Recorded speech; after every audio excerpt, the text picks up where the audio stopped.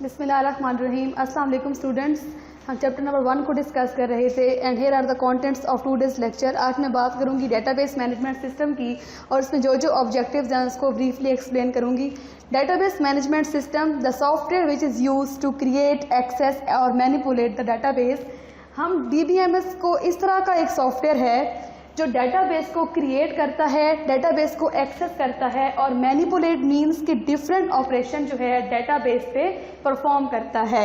It control all the working of database की तमाम working जो है डेटाबेस की ये कंट्रोल करता है। DBMS use database manager software. ये एक ऐसा डेटाबेस मैनेजर सॉफ्टवेयर को यूज करता है to control the overall structure of database, जो डेटाबेस के होल स्ट्रक्चर को कंट्रोल करता है। यहाँ पे आपको एक डायग्राम नजर आ रही होगी। ये हमारे पास यूजर्स हैं and this is application programs and this is SQL।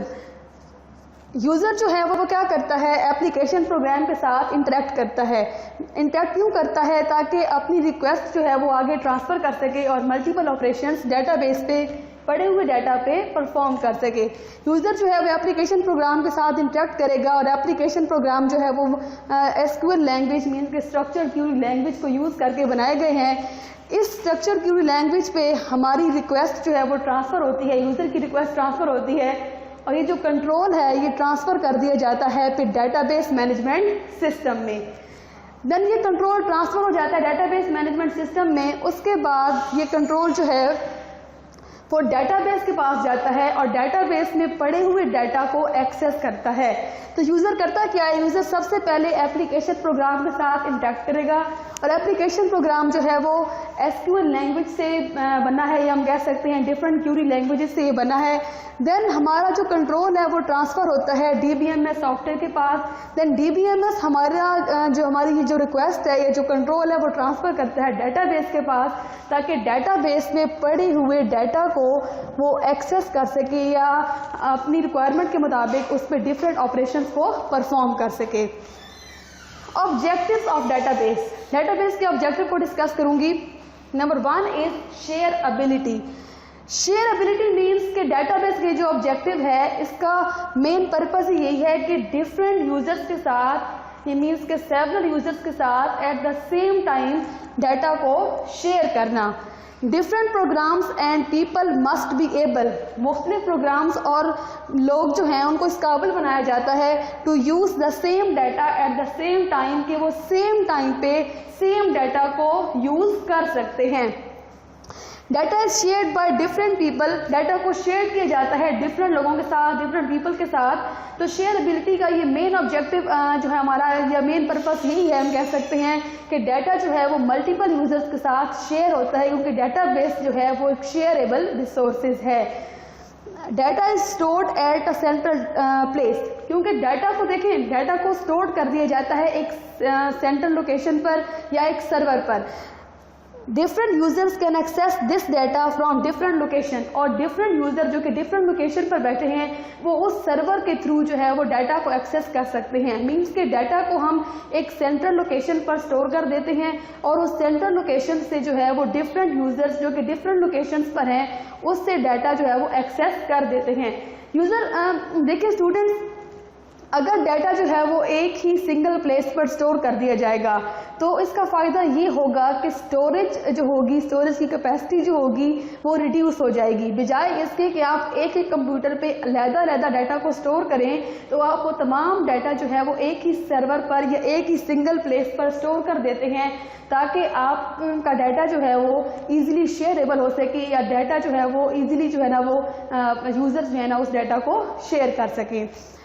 तो इट रिड्यूस स्टोरेज कैपेसिटी या स्टोरेज कॉस्ट, तो इसने स्टोरेज की कॉस्ट को कम कर दिया है। क्यों कम कर दिया है? क्योंकि डाटा जो है वो एक सिंगल सर्वर पर या एक सर्वर पर क्या कर दिया जाता है, स्टोर कर दिया जाता है और several users at the same time same data को यूज कर सकते हैं। And the next point is availability. Data and database management system must be easily accessible to every user for the maximum round the clock.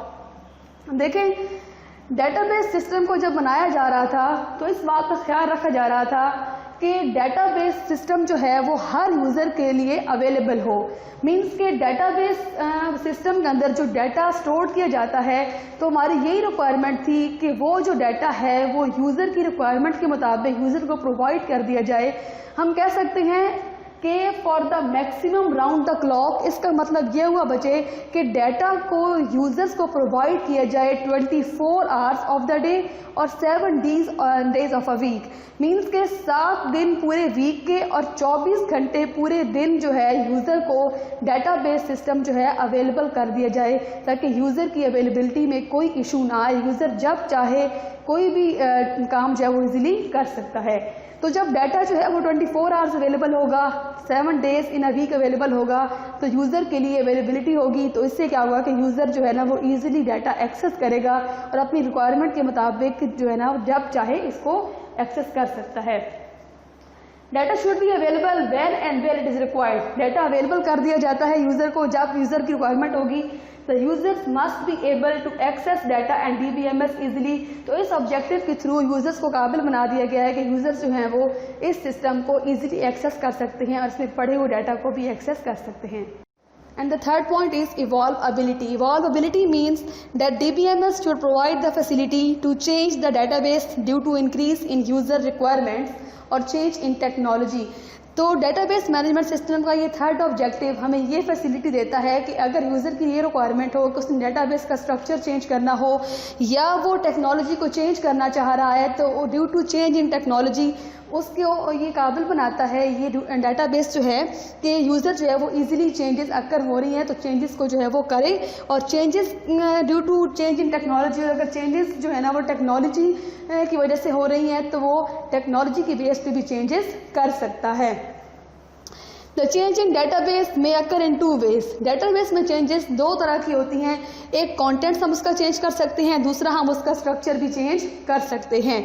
The structure of the database may be change if the operation of an organization is expanded. अगर हमने किसी भी organisation के operations को बढ़ाना है या हम कह सकते हैं कि डिफरेंट ऑपरेशंस परफॉर्म करने हैं, अगर हम चाह रहे हैं कि उसके ऑपरेशंस को बढ़ा दें, तो अगर हम ऑपरेशंस बढ़ाना चाहते हैं तो हम चेंज जो है वो डेटाबेस के स्ट्रक्चर में ला सकते हैं। And the last 4 point is database integrity.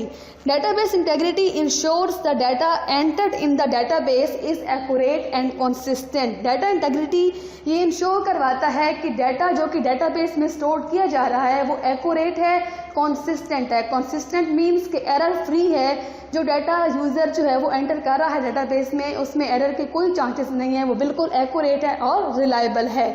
Some measures must be maintain to ensure database integrity, और कुछ रूल्स डिफाइन कर दिए जाते हैं डेटाबेस इंटेग्रिटी के लिए कि यूज़र जो डाटा एंटर करे वो उन रूल्स के अकॉर्डिंग करे। फॉर एग्जांपल कि अगर यूज़र जो है वो एंटर कर रहा है, फॉर एग्जांपल यूज़र अगर एंटर कर रहा है कि रोल नंबर 1, तो नेक्स्ट यूज़र जो है या नेक्स्ट स्टूडेंट जो है रोल नंबर एंटर करे 1, तो वो एक नोटिफिकेशन शो करवाए कि ये जो है एक्यूरेट नहीं है, क्योंकि एक सेम आईडी जो है वो मल्टीपल यूज़र्स को प्रोवाइड नहीं की जा सकती। Thank you so much students.